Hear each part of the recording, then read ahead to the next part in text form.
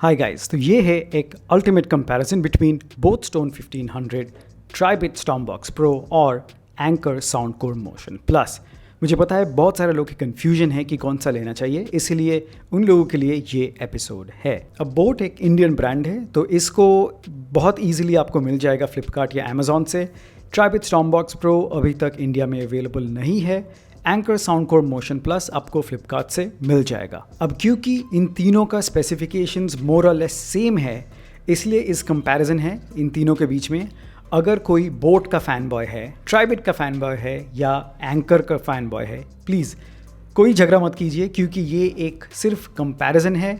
आप लोग सुनिए और देखिए किसका साउंड सबसे अच्छा लगता है आपको। मेरा ओपिनियन बहुत पर्सनल है।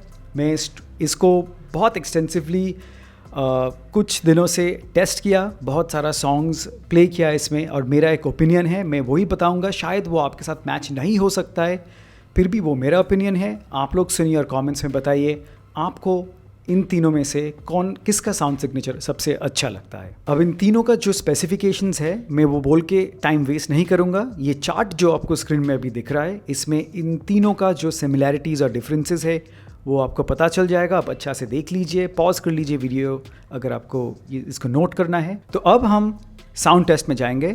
हम दोनों ट्रैक्स बजाएंगे इन तीनों स्पीकर्स से। फर्स्ट राउंड में जो ट्रैक्स बजेंगे वो डिफ़ॉल्ट साउंड मोड में होगा। In the sense both stone 1500 का डिफ़ॉल्ट साउंड मोड जो है और EQ मोड जो है वो है indoor mode. Tribit Stormbox Pro without X bass, यहाँ जो ऑप्शन है इसको ऑफ रखेंगे तो इसका default sound out of the box जो आता है उसमें बजेगा। और Anker Soundcore Motion Plus without bass up technology जो डिफ़ॉल्ट साउंड सिग्नेचर है उस पे बजेगा। तो ये फर्स्ट राउंड में विदाउट एनी इक्वलाइज़र बजेगा, और सेकंड राउंड में ये तीनों फर्स्ट जो डिफ़ॉल्ट EQ ऑन हम कर सकते हैं उसमें चलेगा। तो बोथ स्टोन 1500 के लिए वो है outdoor mode, Tribit Stormbox pro के लिए है एक्स बेस मोड, और एंकर साउंडकोर मोशन प्लस के लिए है बेस अप मोड।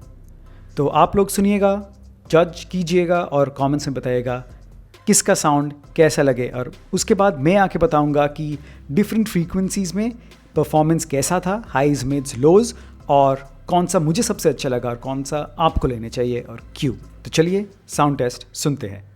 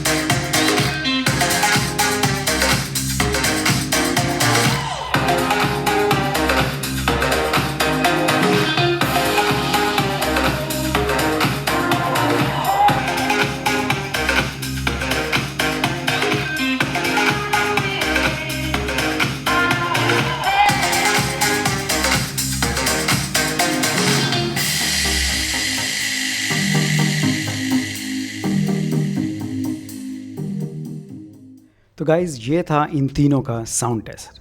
अब ये मेरे लिए बहुत ही डिफ़िकल्ट है ओपिनियन देना, क्योंकि तीनों का साउंड बहुत ही सॉलिड है, पर कुछ डिफरेंसेस भी है। तो जैसे कि मैं हर वीडियो में, हर कंपैरिजन में बताता हूँ कि जो भी साउंड आप सुनते हैं उसमें तीनों फ्रीक्वेंसीज़ का बना हुआ होता है, हाइज़, मिड्स और लोज़। हाइज़ मतलब जहाँ शार्प साउंडिंग इंस्ट्रूमेंट्स है, मिड्स मतलब जहाँ वोकल्स, गले की आवाज़ और थोड़ा बहुत बेस, और लो एंड मतलब सिर्फ बेस जहाँ होता है। तो हाइज़ की बारे में बात करें तो डिफ़ॉल्ट EQ मोड में इन तीनों का हाइज़ बहुत क्लियर, विदाउट डिस्टॉर्शन, कोई भी प्रॉब्लम नहीं है, इवन एट मैक्स वॉल्यूम। पर मुझे पूछे तो बोथ स्टोन 1500 इसका हाइज़ का शार्पनेस सबसे ज़्यादा है, सबसे क्लियर लगता है। पर ये आपके प्रेफरेंस या आपका ओपिनियन के ऊपर डिपेंड कर सकता है कि आपको शायद वो शार्पनेस अच्छा नहीं लगे। पर अगर सबसे क्लैरिटी की बात करें तो बोथ स्टोन 1500 का हाइज़ सबसे क्लियर था। सेकंड प्लेस में एंकर साउंडकोर मोशन प्लस, इसका हाइज़ भी बहुत नेचुरल है। जैसे कि मैंने बताया पहले, बहुत ही नेचुरल हाइज़ है, विदाउट एनी डिस्टॉर्शन, कोई आर्टिफिशियल शार्पनिंग नहीं है। अब इन दोनों का बीच में लगेगा कि बोथ स्टोन 1500 का हाइज़ का शार्पनेस थोड़ा ज़्यादा है और इसमें कम है, मगर एंकर साउंडकोर मोशन प्लस ये बहुत नेचुरल साउंड करता है।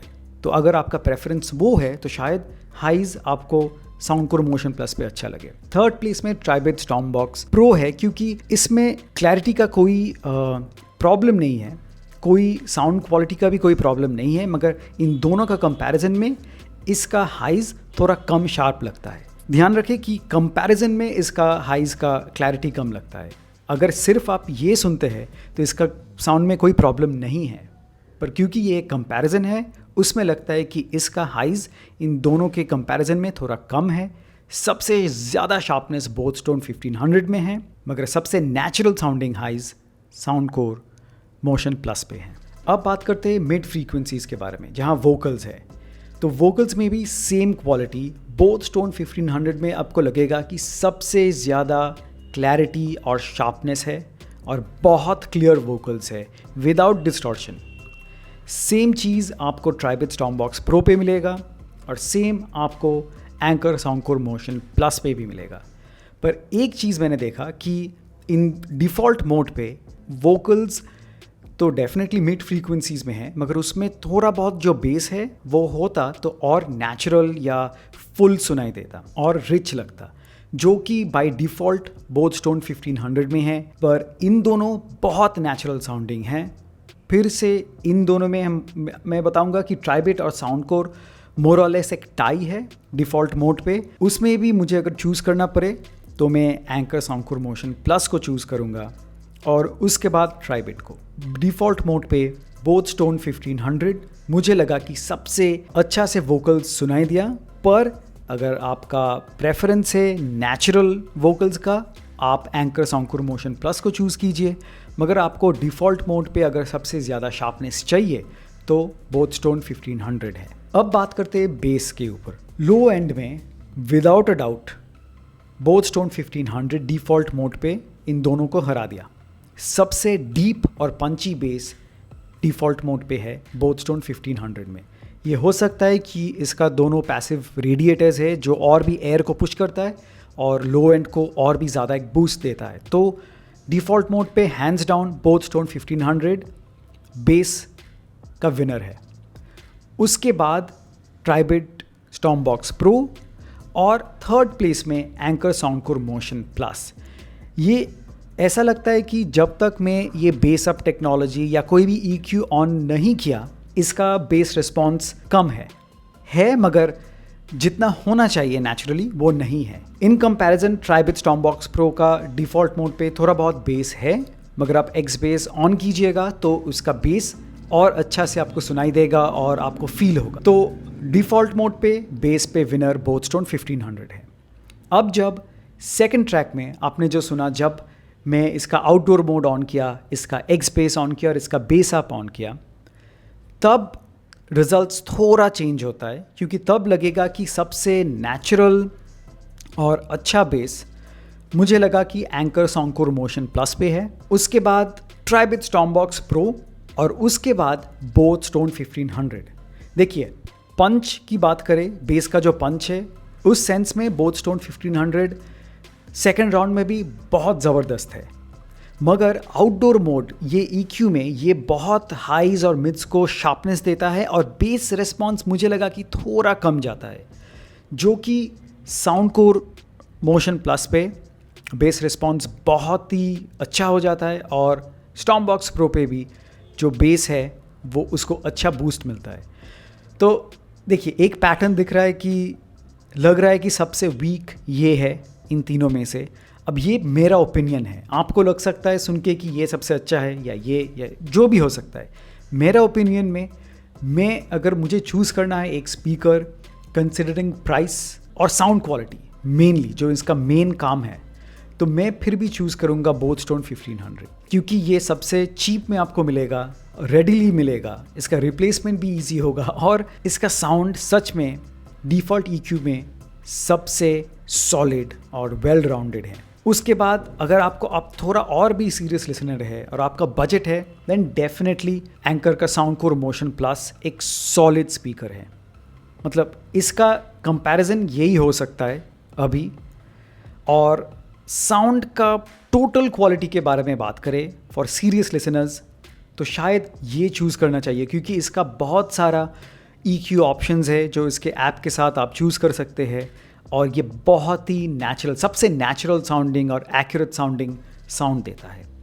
और उसके बाद अगर आपको मिले, इंडिया में ये अवेलेबल नहीं है, मगर अगर आपको मिले आप इसको भी चूज़ कर सकते, क्योंकि इसका बिल्ड, इसका बैटरी, सब कुछ बहुत ही अच्छा है। पर क्योंकि ये अवेलेबल नहीं है इंडिया पे, तो इसका एक बड़ा डिसएडवांटेज है। अच्छा साउंड चाहते हैं जिसका बहुत सारे EQ प्रीसेट्स है, go for anchor Soundcore Motion plus. पर सबसे और right out of the box सबसे सॉलिड, मतलब ज़बरदस्त साउंडिंग स्पीकर अगर आपको चाहिए ऑन अ बजट, तो आप बोथ स्टोन 1500 को चूज़ कीजिए। तो गाइज़, ये था मेरा कंपैरिजन। अब आप लोग को लग सकता है कि मैं बोट का फ़ैन बॉय हूँ, क्योंकि फिर भी मैं इन दोनों फॉरेन कंपनीज़ के साथ बोट को कंपेयर किया और बोला कि हाँ ये अच्छा है। देखिए, ये मेरा पर्सनल ओपिनियन है। At the end of the day आपका पैसा है, आप लोग इन्वेस्ट करेंगे और जो भी पसंद है आप लेंगे, मैं कभी भी फोर्स नहीं करूँगा। मगर for the price both stone 1500 definitely सबसे अच्छा है मेरे ओपिनियन में, सबसे ईजीली अवेलेबल है। और जैसे मैंने कहा, अगर आपका बजट है और आप एक सीरियस लिसनर है, definitely go for anchor Soundcore Motion plus. और ये तो अवेलेबल नहीं है इंडिया पे, आपको इंपोर्ट करना पड़ेगा, तो इसलिए मैं इसको कंसिडर नहीं करूँगा। पर साउंड की फीचर्स और बाकी सब कंसिडर करके बोथ स्टोन 1500 अभी भी मेरे लिए, मुझे लगता है कि सब लोगों के लिए ये सबसे अच्छा है अभी भी। तो guys, thank you for watching. अगर इस एपिसोड को अच्छा लगा, काइंडली सब्सक्राइब कीजिए मेरे चैनल को, शेयर कीजिए इस वीडियो को, लाइक बटन को स्मैश कीजिए।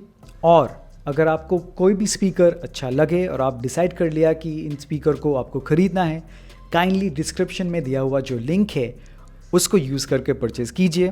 आपको कोई भी एक्स्ट्रा कॉस्ट नहीं आएगा, मगर आप इनडायरेक्टली इस चैनल को सपोर्ट करेंगे और फ्यूचर में मैं आपके लिए और ऐसा हाई क्वालिटी कंटेंट बनाने का मुझे मौका मिलेगा। So thank you for watching. जल्दी मिलते हैं नेक्स्ट वीडियो पे। चीयर्स।